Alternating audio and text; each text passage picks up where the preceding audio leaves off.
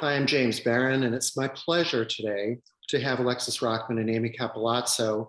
We're here to celebrate Alexis's show at James Barron Art called A Molecule from Madness. A quick introduction, Amy Cappellazzo, basically everything she's touched has turned to gold. Her most recent venture is Art Intelligence Global. She's kind of ripped through the art world with kind of almost like a meteor with Christie's, Sotheby's, art agency partners. One of the really scintillating minds in the art world, and she's been called an art disruptor on the back of a chair at the American Academy in Art. I think actually both our guests today are art disruptors. Alexis Rockman, who has several shows going on right now, excuse me. The Bruce Museum next May in 2023, which is organized by the American Federation of the Arts. Oceanus opening up on May 23rd at the Mystic Seaport, and the Ackland, North Carolina Shipwrecks, a show opening in September. So welcome. And Alexis, basically we were thinking we would talk about water in your work, which is an element from the start. That's true. Next image, please. Amy, you're on. I'm on. Look at this snapping turtle. Well, I was going to make some quippy statement that, like, don't all children who grow up on the Upper East Side of Manhattan become captivated with water? Yes, exactly. Well, this is from a period of your work, Alexis, that I know very well firsthand, is when you were sort of getting your sea legs, no pun intended, in your career, and you were focusing on, I guess, a couple of different loves. One was all that is in the natural world, all that is and all that is in danger of not existing anymore in the natural world, as well as an incredible love for paint and moving it around and making it seductive and beautiful, and being kind of fearless about being both beautiful and slightly ominous in what you're depicting. So this is a really classically great example. I like the ghost of the snapping turtle above the water, which is sort of like this reminds me a little bit of a cartoon, funny enough, right? It's got like a Roadrunner effect where you see the shadow of where the snapping turtle was, and then it's moving out. But in that, you've made this whole palimpsest of where the snapping turtle. That's beautiful said. And one thing I did want to bring up is that, you know, I was 23 when I made this, and there was this crisis of, I want to make paintings that have a relationship to art history and figuration, but I also want it to be taken seriously as a painting. And how do I get those things to work together? And color field painting was a sort of way in. Mm-hmm. I think you've just hit upon one of the most important dualities of your work. And that is how, to me, first and foremost, you're a painter. Like, if you weren't allowed to paint these images because they were forbidden or verboten in some way, you would paint something else. Like, you would never not paint. But you're able to take your love of painting and your facility in the language of painting and marry it to a deep knowledge, scholarship, passion, urgency about the natural world. And that is pretty incredible. So I think I always think I was lucky to be married, to be born when I was, because if I'd been born 10 years earlier, there's no way I would have been allowed to show the work I wanted to make. Oh no, it would have been the dour 70s. Like, painting would have been declared dead, figuration, dead, dead, dead. You wouldn't really have been allowed to have passion for these subjects and depict them in any realistic form. I mean, you would have been relegated to like a academic textbook illustrator. Probably would have been your fate. Right, and there were worse fates than that. Yeah, thank God you've been liberated. But I feel like you playing with that boundary. I mean, I think a lot of people who are not as familiar with the history of art would look at your work and see amazing, you know, again, like elegant, but also a little bit sinister, a little bit ominous depictions of nature and its fate in our very modern time, and in some cases the destruction of nature. But for those of us looking at painting a lot, we see all of the things you're doing and all of the painterly affects that you're you're sort of flaunting, or you're kind of with a kind of bravado showing how competent you are as a painter itself. So I always enjoy that about your work, is that there's a painting underneath all of that messaging, and underneath all of that imagery and figuration, and there's even like scholarship and science that leaves me, gobsmacked and wide-eyed and slack-jawed that I'm terrible and crazy natural world, but that is true for sure. Let's move on a little bit with some images. And I think just again, Alexis, can you talk a little bit about the relationship of your oil paintings to your watercolors? Because it sometimes seems to me that the oil paintings look like watercolors, and sometimes even vice versa a bit. Well, I mean, I think that, as I mentioned, the color field strategy, I was looking at a lot of Morris Lewis and people like that as a way to sort of get representation going, and early surrealism, Rothko and stuff like that. And, that lends itself very well to watercolor as well. So there's a back and forth. And as I was telling Amy yesterday, my wife, Dorothy Spears, when we first met, said, "I love your watercolors. I wish your paintings were more like your watercolors." And that was 23 years ago or so. And I always listen to the women in my life, especially Dorothy. Next image. Very, very smart. This is included because it's in the show, and this is a painting from 1990, and you can say that the amaryllis is grabbing water from the back of that unfortunate squirrel. Next image. Trip to the Amazon with my friend Mark Dion, and I did a cycle of work about Guyanese ecology, which is in the northern part of South America. Next image. Again, celebrating the more darker, or some would say disgusting, I would say fascinating and enchanting, things that live in degraded ecologies. This is a project that, again, I did with Mark Dion, off and on over the last 30 years, Concrete Jungle, which examines animals and plants that are able to use humans as a resource, things that live in the gutter, in the sewer, and ditches, and so on and so forth. Next image. You have a way of making them very beautiful, by the way. I mean, they're like, it's, to think of like a Coke can floating. I mean, the whole thing is sort of ew, yucky, gross, pond scum and litter on top, but you have a way of making them interesting and seductive all the same. Thank you. This was truly the most revolting place I've ever been, on a beach outside of Georgetown, Guyana, where I thought the one thing that would love this place is a fly. So I constructed this very big painting through the eyes of a fly, and what would it would be so excited to see all this garbage and dead whales and dead sea turtles and so on and so forth.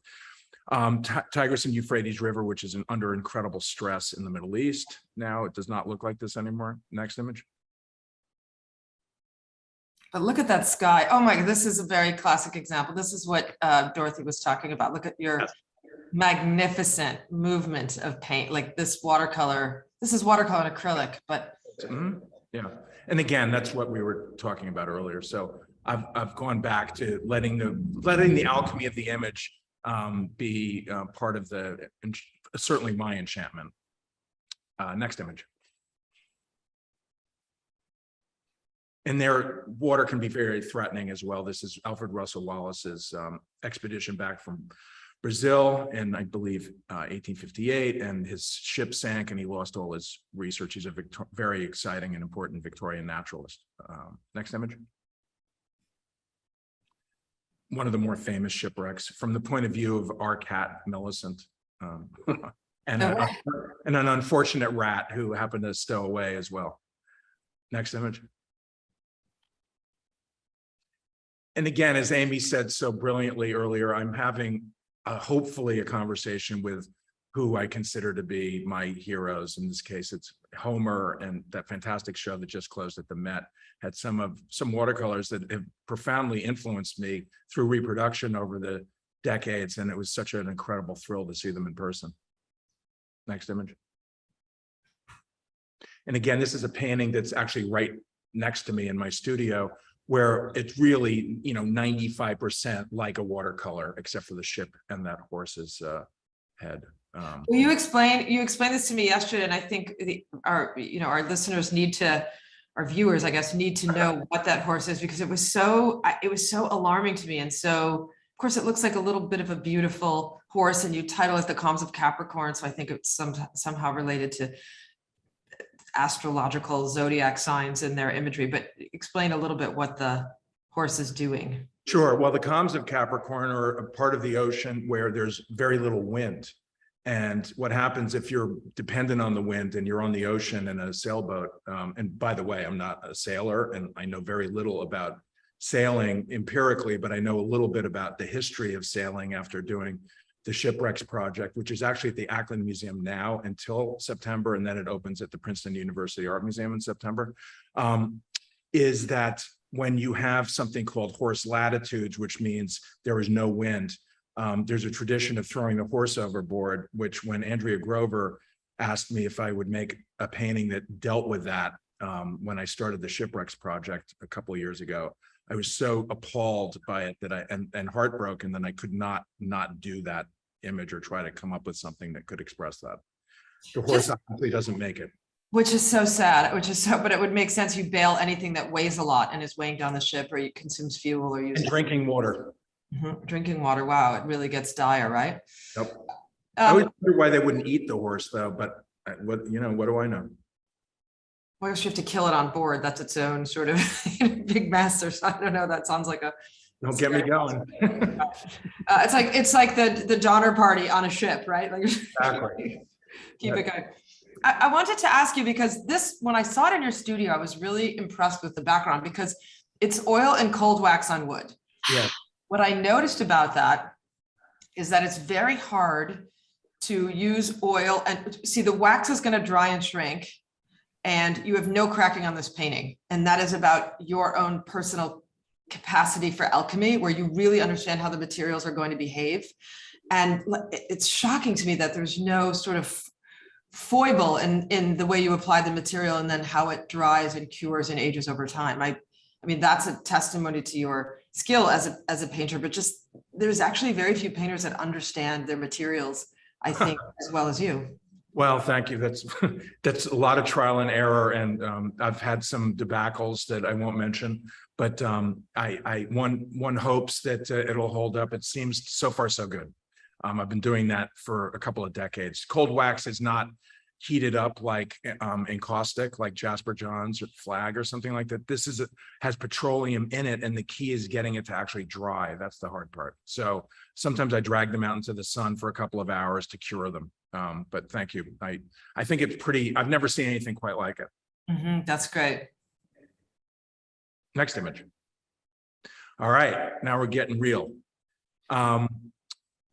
I just want to mention that I learned about the climate crisis, global warming, whatever you want to call it, in 1995 when I was traveling, doing a sort of lecture with a paleontologist named Peter Ward. And I asked him what he was afraid of, and he described this so-called condition. And I was terrified instantly because I thought that humans would never solve this because it's invisible and a long-term project. Little did I know that 27 years later, it would actually be like a daily crisis for, a big chunk of the planet. So I always thought that was like a perfect thing to paint because it had elements of science fiction. It had the history of the apocalypse, apocalyptic iconography, and ideas about ruins and stuff like that. So I instantly, well, not instantly, I sort of started to integrate it into my work. So next image.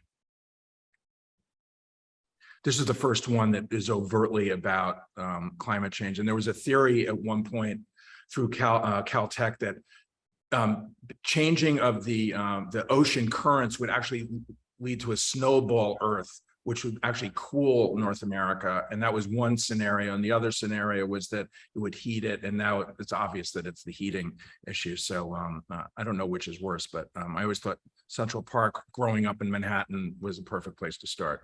Well, curious also, this is very much that New Yorker cartoon about the New Yorker's view of the world. Where it's all Steinberg, yes. It's all Steinberg, where it sort of ends at the edge.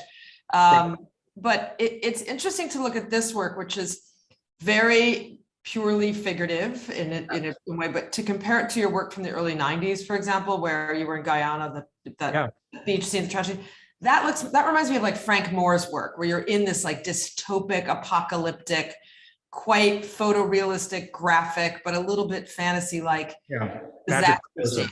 And Frank and I were really good friends, and Dorothy, my wife, knew him, and he showed at Sprony Westwater also. And, you know, we had a dialogue. I have a wonderful painting of his of a polar bear in a bathroom. We have a wonderful painting of his. So there was a dialogue, and I always thought that he did a fantastic job of, you know, internalizing his relationship to having AIDS. He eventually succumbed to it. I can't remember, maybe 12 years ago, and we miss him terribly. But yeah, Frank Moore is very. I felt that in the earlier work, but now as we're moving this particular work, which is, I guess, 4 or 5 years later than your trip to Guyana, and I start to feel there's a little bit more of a kind of like a little bit more of a blurry, obfuscated, slightly impressionistic view of things, where if you're imagining dystopia, like this isn't literal dystopia, it's imagined dystopia, that's an effective visual strategy to convey it. Interesting.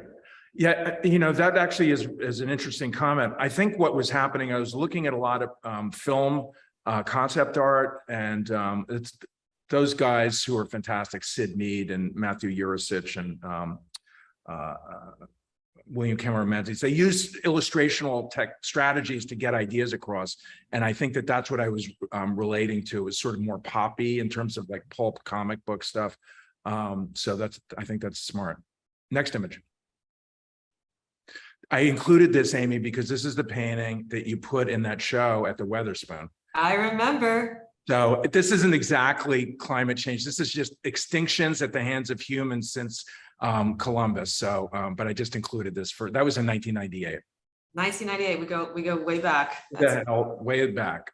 Mm-hmm. This is now at the Department of Fisheries in Seattle, University of Washington. Next. Oh, okay, good. I always remember that snake around the wheel, like the snake in the brown tree snake trying to get to Hawaii. Yeah. Manifest Destiny was really my attempt to do something activist, which obviously here we are. I don't think it did that well, but I showed it originally at the Brooklyn Museum. It went on the road for a couple of years, and it's 24 feet long. And it was a lot of fun and a challenge to do. And I got really sick of painting windows after and perspective after this. So I liberated myself with more alchemy. And again, this, as you said, this is more of like that sci-fi illustration feel. Right. Next image. So here's the painting as of a couple of months ago in the Smithsonian, having a wonderful, I mean, this is a dream come true, and I'm lucky enough to have that once in a while. Having a dialogue with Thomas Moran's epic painting of Yosemite. And I literally was thinking of that painting when I made it. Little did I know that it would end up in that collection. So this is but nothing's permanent. This is an installation right now at the Smithsonian, if you want to go there to check it out. Is that your baseball cap on the chair? No, I've actually never seen it. I think it's my assistant who photographed it, Alexander Winch, because that's exactly what he would be wearing. That's very observant. Next image. It looks a little bit like the Mies Barcelona setup is responsible. It's the mediator between Moran and Alexis Rockman. Exactly. Santa Road, but Barcelona chairs. Yeah, go right, ahead. By modernism. This is a sort of outgrowth. I did a project called American Icons that tried to get more painterly stuff into smaller paintings, and this is one of my favorites, with invasive snakehead from Southeast Asia, now all over the world. Look at those mangroves. Mm-hmm. Yeah, I mean, that's unlikely because mangroves are the first to go when humans are around, but it made sense at the time. The flying cockroach. Okay, this is like super high surrealism for me, because if you talk about distant, like if surrealism is the practice of combining distant corners of reality and making you see each of the corners completely differently, this is that, right? Like a tropical mangrove in, you know, South Dakota Badlands, where we know where Mount Rushmore is. It feels quite, you know, I can't think of two more dissonant physical environments. So. Exactly. That's a good point. And then you could have Cary Grant climbing around on the yeah. Next image. Using the ideas of pictorial film noir and James Wong Howe, the great cinematographer. And little did I know that, you know, middle Florida would be closer to this than I could ever imagine, you know, 20 years later or 15 years later. So again, and those are besides the painting, it's the ideas of using the language of reproduction, and then you have a European wild boar and a nutria, mating, which probably wouldn't work out so well, but there's attempts at intimacy in some way or another. Who would think of such things? Only that's amazing. Yeah. I love the melting Epcot Center though. That's really, it looks like a piece of ice just going down, melting. Yeah, and I love Buckminster Fuller, but that idea of it like utopian technology, it is our only hope, and it has got us into this position too. Next image. And this is my response to finishing Manifest Destiny, where I made a body of work called Weather Drawings that was just like really using the language of the history of painting and Polka and Kiefer and all this stuff, and Courbet, and just trying to, go through images that took maybe a couple of days to make, even though they're quite large. Almost like watercolor, even though they're oil. I mean, that is so art historically referential. This painting is, I mean, in 50 ways, it's really, really something beautiful. Thank you. It's oil on gessoed paper. Okay, Yeah. so is the paper mounted to board? How do you keep the surfaces? You gesso the hell out of it, and then you staple it down on a big board. Okay, After it dries, it takes a couple of days to dry, and then you frame it like any drawing. beautiful. Thank you. Next image. This is my foray into more. I did a project called Half-Life. I just wanted to have this because this is a good segue. Dorothy and I went to Antarctica, which was really my introduction to the polar regions. And I made this painting when I got back. And it's obviously a joke about art history and Morris Louis and turning one of his iconic images into a piece of landscape. Right, that's a Morris Louis veil, if there was one, with a little splash mark in front and some penguins on top. I'm sure you'd be appalled, but that's for sure. Because also, Wayne Thiebaud did something similar with Morris Louis during those cliffs, the California cliffs. It's the same thing. Oh, that's really interesting. I didn't know that. Next image. And this is a part of a project that I did with Dana Fries Hansen out of Grand Rapids about the history and future of the Great Lakes. This is one of 5 paintings, and this is basically resources that have been exploited by humans since the Pleistocene. That ice on the left, which is a remnant of a glacier. Next image. And this was actually commissioned for a Lindblad expedition boat, National Geographic. It's on some state-of-the-art boat that I don't know where it is in the world. And Dorothy and I got a trip to the Galapagos as part of the payment for that. So that was really fun. Wow, I'll say that's beautiful.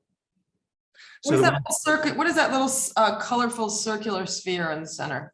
that is the base of the food chain. So it's like an inverted triangle, right? So on the left, you have the Arctic, and on the right, you have the Antarctic. Right, but look at that pour painting too. You have a little nice Frankenthaler-y Exactly. pour kind of effect. Nice. Thank God they did that body of work to have a relationship to it. All right, exactly. Obviously, Victor Hugo was doing incredible things with, coffee grounds 100 years earlier. Next image. I'm just going to give you a little tour of our trip to Antarctica because that was a perfect gateway into the glacier project that 2 of the paintings are at James's space right now. Next image. So that's us getting on. We had 2 trips under the Lindblad National Geographic, and this is the first one in 2007 when we went to Antarctica. Next image. That's Dorothy. There's our itinerary, and it took about 12 days. Next image. Wow. That's crossing the Drake Passage, where you start to see fragments of glaciers that have broken off, and that's what all icebergs were glaciers at one point. Wow. Yeah, and then next image. That was one of the first things we saw was a sinking ship, and Dorothy, who was writing for the Times, the New York Times at the time, became the correspondent on the bridge, and it was very interesting to watch the crew and passengers treat Dorothy very differently after they realized that she was part of the media, that the Red Seas parted wherever she went, and they're very friendly. But everyone was rescued. Next image. Phew. Those are the people being rescued. And luckily it wasn't rough at all. The Drake Passage is the most notoriously rough part of the world in terms of ocean travel. And I promise you, going there was nauseating. Coming back was okay. But when you're looking down at this trench and you can't see the horizon and all you see are like what feels like 40-foot waves, I'm sure it wasn't. And then you look up and you see an albatross having a great time on the crest of the wave, 20 feet above you. You're like, holy mackerel, I hope I get out of here alive. Image. The tough sailor.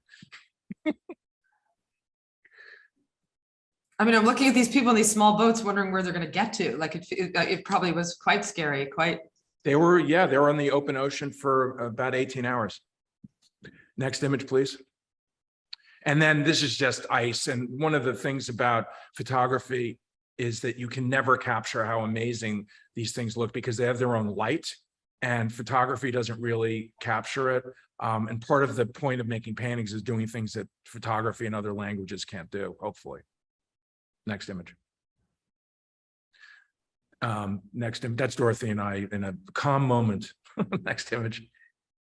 Did you ever put you in one of the paintings, Alexis? No. I try to examine the history of anthropology and archaeology in the paintings. That inflatable kayaks is not what I want to be painting right now. But that photograph turned into this watercolor, and I did a show initially using our experience there, and I showed it at Mass MoCA in 2008, I believe. Next image. And here's some of the watercolors. There's a lot of playfulness, and obviously I didn't see any two-headed penguins, but I started to think about the point of view of the upper left, like, oh, what was the jellyfish thinking when the ship was sinking? Next image. And here I am looking 15 years ago, a little younger and less gray, working on this project that ended up being 36 feet long. Next image.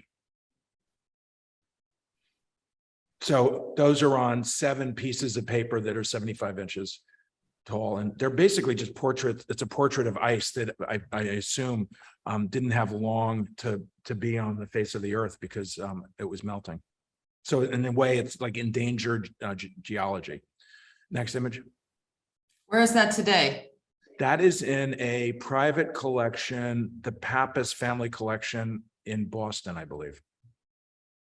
And here's a detail, so you can just sort of see the, action of the paint, and, a lot of palette knife and throwing stuff and dripping and pouring manganese blue and stuff like that. I always thought palette knives were so macho, but still like such a macho medium. Dana Schutz uses a palette knife all the time.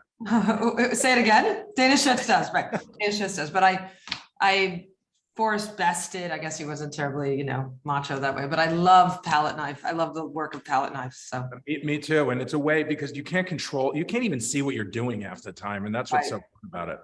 Do you see a monkey or an ape in this iceberg? Did you take any drugs? I was going to ask you, have you had any other? That's you, not me. What? Spiritual or drug experiences that have allowed you to participate so much in the inner life of animals and mammals? I'm really attracted to things that are a little less lovable, like, reptiles and amphibians and insects. But I've never taken hallucinatory drugs except for mushrooms once in 1989. And I have no relationship to organized theology, but I do find going into natural places transcendental, and it's a type of religion. And I cherish those, diving or snorkeling or going to a rainforest of the dead. All those things to me are profoundly transformative, and I absolutely love that. Even though Dorothy might be laughing if she's watching this, because she also knows that I love sitting in my air-conditioned studio in the dark. Alexis, when you get these underwater images, do you take underwater photos, or is that all from your memory? It's neither. I do use a lot of reference and, looking around at the history of illustration, photography. I love, people like David Duboulet, who's a fantastic underwater photographer. It's really me picking and choosing from, the internet, of course, I had books my whole life. And my uncle was a early photographer, Jacques Cousteau, you know, all these things completely influenced me. And I'm like a conduit from that stuff, National Geographic, into what I think is actually happening to the world. And sometimes it's a little painful. Next image.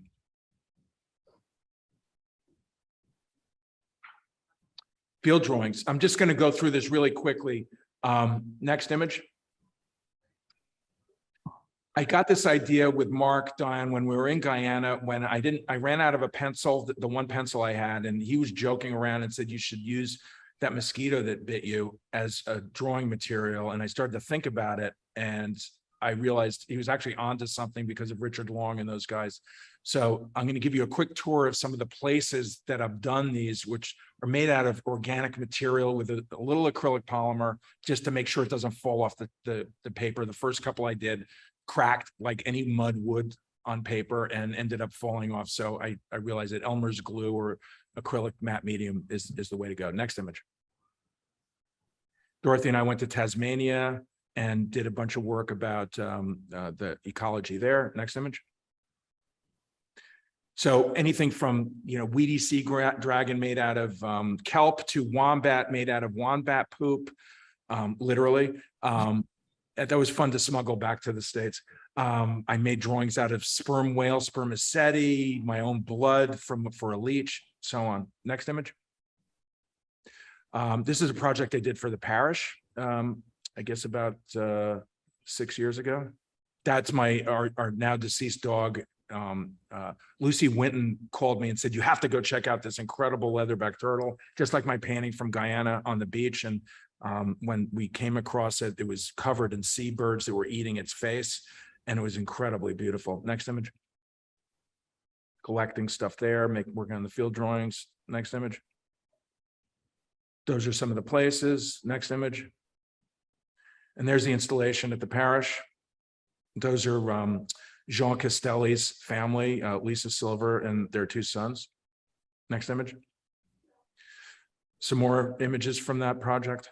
Next image.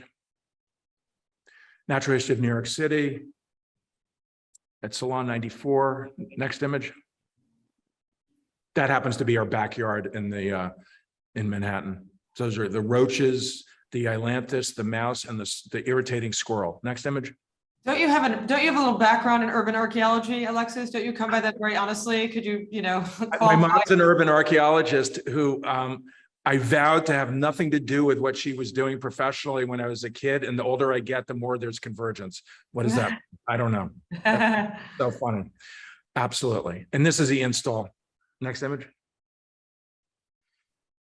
Site Santa Fe asked me to do a project there, which is really fun and interesting. I was lucky enough to work with an unemployed entomologist who now has a job, thank God. Next image, who drove me around to those places. This is a frame grab from the catalog. Next image. Go figure, I ended up making all the work in France and Provence the summer of 2017. And this is the FedEx box of the stuff when it showed up through customs. Next image. And here is a couple of pages of some of the work. Next image. And that's the installation at Site Santa Fe. Next image. All right, glaciers. We're gonna race through this. Next image. I just want to say that I started this project with glaciers in 2005 before we went to Antarctica. And then Antarctica really jump-started my fascination with this. And then I went back to this body of work as paintings a couple of years ago, after David Lieber at Zeruna Gallery asked me if I'd be interested in revisiting that body of work. Next image. Next image. Next image. So this is before the trip to Antarctica. Next image. More recent. You know, yes. Alexis, we were discussing just briefly, I think it's interesting to illuminate. We were talking about, both you and I completely coming from different perspectives, is Georgia O'Keeffe's commission by the Dole Pineapple Company to go to Hawaii and to make paintings of the heliconias and grasses and palms and fruits that were there on the Dole plantation, and how that was such an inspiration to both you and I. Yes, absolutely. I was shocked at how you saw that instantly. We were looking particularly not at a glacier, but there was a glacier painting in the room. We were just talking about that process of being like a truth teller, you know, someone on expedition, someone invited from the outside, someone who has a facility for visual language and decides to paint what they see. I mean, that body of work is a very underappreciated slightly, or I mean, I think it's appreciated, but it isn't really revered. It's, you know, all works that are commissions feel a little bit marginal to what an artist does on their own, right? Yeah. And so that Dole series from O'Keeffe never gets its due per se. But well, I learned about it when it was shown at the New York Botanical Gardens several years ago, and it was really a revelation. And one of the things that struck me about it is that so many of the things that she was painting were introduced species. They're not endemic to that area. So when I was thinking about being inspired by it, I think they're fantastic paintings and like amazing. But I started to think about what were the things that were displaced by that pineapple plantation. Well, curiously, the Dole Corporation, as I understand it, didn't like it very much and didn't use many of the things that she did not, you know, it didn't go as they had planned, let me say. Wasn't total reverence for the Dole Pineapple Corporation. And she's definitely onto something. right. Absolutely. Next image. Next image. So these are all, you know, Greenlandish. I don't even know what the correct term is. Whatever that language is, these are different terms for what glaciers do. It's a fascinating experience to go into these dictionaries and try to find, like, you know, glacier that falls not too far from itself as it, you know, calves into the ocean. You can't really see in these reproductions, but there's very detailed, very specific kayaks and different boats from native people from the Arctic that I'm fascinated by as anthropology. Next image. Next image. Next image. Now I'm going to talk a little bit about the painting behind us. And I know that I'm looking at the time and I know we only have a couple more minutes. So Amy, you saw this painting yesterday. So I'm fascinated to hear. Next image. Now this is a phone shot. So it's very blurry. So this is a work that you were commissioned to do for the Mystic Seaport in Mystic, Connecticut, correct? Yes, Mystic Seaport Museum. Right. And this is, as I remember when you were just getting started and there were blank panels you were staring at. Yep. This was all done during the pandemic. Like you were just completely, you know, in your dark air conditioned studio with lots of visual source materials, but trying to imagine what the right sort of manifestation of what you wanted to depict could be. So there's the boats on the surface are many famous boats, Darwin's Beagle, right on through to Amistad, all the way through. And these are all, many of them are models that are in the Mystic Seaport Museum. Is that right? Yes, absolutely. And I constructed it through the lens of their collection. And I thought, well, you know, many people know about that constituency knows the boats, but I'm fascinated by what the boats did to the world. And that's really what the painting's about. It's almost from a fish's point of view of like, oh shit, I see that boat coming. I'm in trouble. I better get out of here, type of thing. Well, when you see this painting live and not from an iPhone photograph, what I think is so magnificent about it is you really allowed yourself to get lost in the paint here. You really were in these sort of dark, swirly, blue, black vortexes and halos of light and paint. And, you know, you let yourself be a real painter here, seriously. And then sometimes I feel like the subject matter is so compelling and present and palpable and visible that comes first. And then the painterly part is sort of layered in. But in this case, I felt like you started a painting. That is the challenge. It's a lifelong battle. Let's show a couple of details if you can go forward. There you can see the scale of it. That's a little clearer. Next image. And again, the lower right, you can see it's like stretching and moving and stuff. And Amy's completely right. And Dorothy, my wife, again, be a painter first, make that stuff active, and the other stuff will follow, and have the enchantment of the materials, hopefully. Next image. A lot of palette knife again, Amy. Ah, love it. Next image. I just saw like an early soulage a few hours ago. It reminds me a little of that too. Although I think you're, you sort of do more with it for me, but keep going. I appreciate that. Thank you. Next image. Next image. Next image. And then there's going to be 10 watercolors that go with that project, and I have 4 to make over the next couple of weeks. And these are, again, 52 by 75 inches. Next image. Alexis, can you explain just for a second the construction of this painting? Because it's quite a large painting. It comes apart into panels. Can you explain that a bit? Sure. It's painted on dye bond, and it has an aluminum substrate, which is just a support cradle on the back. And it's in 6 panels, and you break it apart like a book, and, put them in I maybe made 7 or 8 paintings this size before. And, you hope that the seams don't get violated, or else you have to touch them up, but it's generally a pretty effective strategy. And again, I paint on panels because if you do it on canvas and you're doing a lot of wet material like paint, it always just goes to the center of gravity, no matter how rigid the stretching job is. So I learned the hard way that you better have having a flat surface makes the activity of the paint more democratic.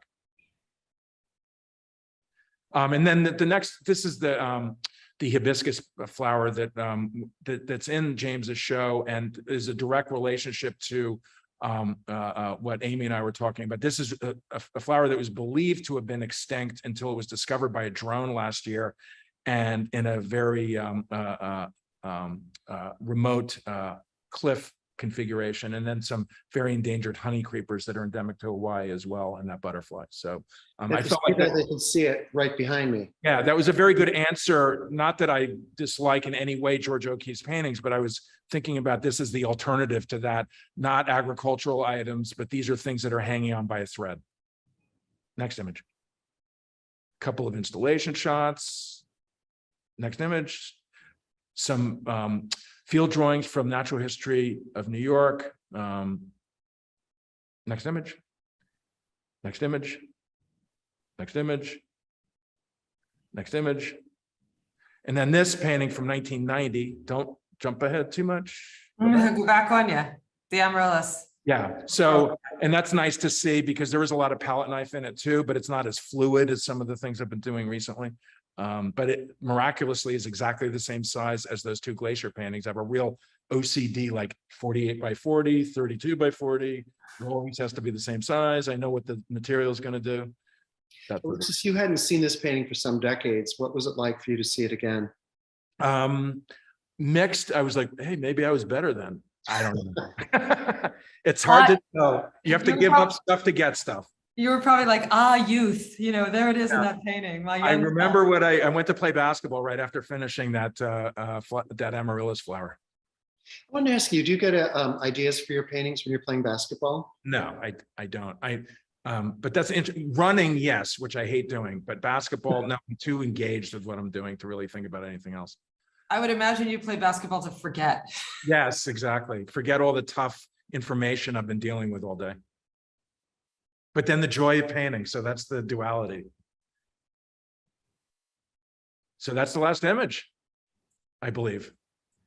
Well, I've always appreciated how you're able to tackle some of the most difficult and apocalyptic subjects of our time, but at the same time have a kind of beauty and elegance, and also just an air of hopefulness. Like there's something about showing or rendering what's happening that gives meaning and that gives life to it, that gives urgency to it, that gives value to it. And part of coupling these very sometimes difficult ideas with your painterly capacities makes the work present and valuable and important to consider and look at. Thank you so much. And it's an honor to have a conversation with you about it. It'll survive the ages. I believe that in your work. So thank you. Alexis, it's been a pretty rough summer for the climate. I'm curious, do you feel any hope or do you feel hopeless? There's been some progress. It's one would have, I mean, the title of the show is A Molecule from Madness, which is a play on a book about Alzheimer's that is called A Molecule Away from Madness. And when Dorothy and I heard a discussion with the author on NPR, I thought, oh, the molecule of fossil fuels, CO2, whatever, we are to wake up every morning and to think about this, to not go mad is a struggle. So anyway, I thought it was a nice, open-ended, provocative, lyrical title that can be interpreted in many ways. The interesting thing is, although you're dealing with these difficult topics, it's a lyrical show. You come in, you can get absolutely lost just looking at the cold wax on these glacier paintings. You could spend an hour just looking at these. So I commend you because I actually think hopelessness is paralyzing. Oh, absolutely. You've moved us forward. You continue to move us forward.